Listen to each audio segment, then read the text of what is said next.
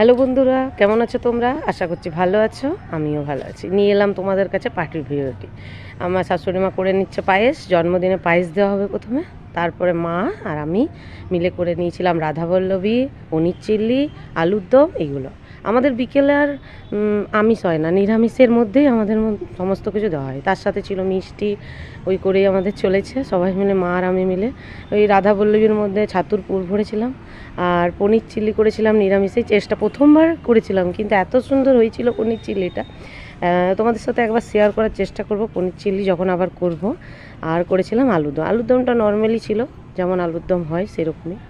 তারপরে যা ছোটোখাটো এক দুজন বাচ্চাকে বলেছিলাম, আশেপাশে যারা আমাদের থাকে, আমার বাপের বাড়ি এসেছিলো, আর আমার পিসিমণি এসেছিলো, আর এইদিকে আমার শাশুড়ি মা ছিল, দেওরের মেয়ে ছিল, ওরাই ছিল।